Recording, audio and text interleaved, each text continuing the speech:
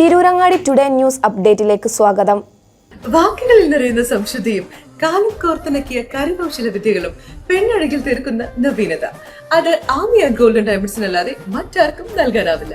Kerala design പണിക്കൂലി 2.5% മുതൽ, Bombay Kolkata design പണിക്കൂലി 5.9% മുതൽ, ആന്റിക് ടർക്കിഷ് ഡിസൈൻ പണിക്കൂലി 5.9% മുതൽ, കൂടാതെ വെഡിംഗ് പർച്ചേസുകൾക്ക് പ്രത്യേക സ്കീമുകൾ. Redefining elegance, crafted with traditional Amia Golden Diamonds, Bypass Road, Chaman. വാർത്തകൾ വിശദമായി. കോഴിക്കോട് നഗരമധ്യത്തിൽ സ്വകാര്യ ബസ് നിയന്ത്രണം വിട്ടുമറിഞ്ഞ് അപകടം. യാത്രക്കാരായ 40-ലധികം പേർക്ക് പരിക്കേറ്റു. ഇതിൽ 7 പേർ വിദ്യാർത്ഥികളാണ്. പരിക്കേറ്റവരിൽ 2 പേരുടെ നില ഗുരുതരമാണെന്നാണ് റിപ്പോർട്ടുകൾ. കോഴിക്കോട് അരയിടത്തുപാലത്ത് വെച്ചാണ് അപകടം നടന്നത്. പരിക്കേറ്റവരെ ബേബി മെമ്മോറിയൽ ആശുപത്രിയിൽ പ്രവേശിപ്പിച്ചു. പുതിയ ബസ് സ്റ്റാൻഡിന് സമീപത്ത് വെച്ചാണ് അപകടം നടന്നത്. കോഴിക്കോട് മെഡിക്കൽ കോളേജ് റൂട്ടിലോടുന്ന ബസ്സാണ് മറിഞ്ഞത്. അമിത വേഗതയിലെത്തിയ ബസ് നിയന്ത്രണം വിട്ട് മറിഞ്ഞെന്നാണ് വിവരം. തൊട്ടടുത്തുള്ള ബേബി മെമ്മോറിയൽ ആശുപത്രിയിലാണ് പരിക്കേറ്റവരെ പ്രവേശിപ്പിച്ചിരിക്കുന്നത്. പരിക്കേറ്റവരിൽ 42 പേരെയാണ് സ്വകാര്യ ആശുപത്രിയിലേക്ക് മാറ്റിയിട്ടുള്ളത്.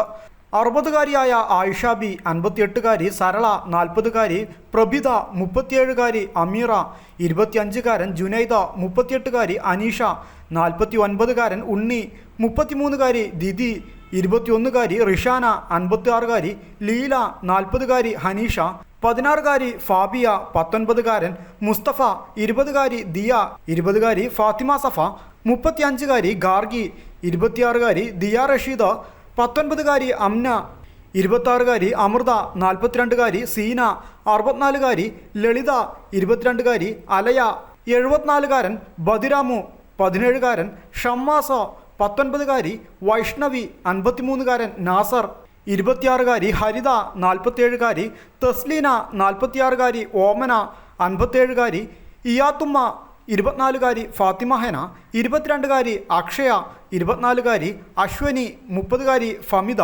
34-കാരി ഫസീല, 30-കാരി ശ്രുതി, 47-കാരൻ ശരത് കുമാർ, 57-കാരി ജമീല, 67-കാരൻ അബ്ദുൽ ഖാദർ, 26-കാരൻ രജീഷ്, 22-കാരി ഷഹദിയ എന്നിവരാണ് ബേബി മെമ്മോറിയൽ ആശുപത്രിയിൽ ചികിത്സയിലുള്ളത്. അതേസമയം പോലീസും ഫയർഫോഴ്സും സ്ഥലത്തെത്തി രക്ഷാപ്രവർത്തനം നടത്തി. ഗതാഗതം സുഗമമാക്കുവാൻ ബസ് ഇവിടെ നിന്ന് മാറ്റുവാനുള്ള ശ്രമങ്ങളും തുടങ്ങി. പരിക്കേറ്റവരടക്കം യാത്രക്കാരെല്ലാം ഇവിടെ നിന്ന് മാറ്റിയിട്ടുണ്ട്. ബസ്സിൽ 40-ലധികം പേർ ഉണ്ടായിരുന്നുവെന്നാണ് വിവരം.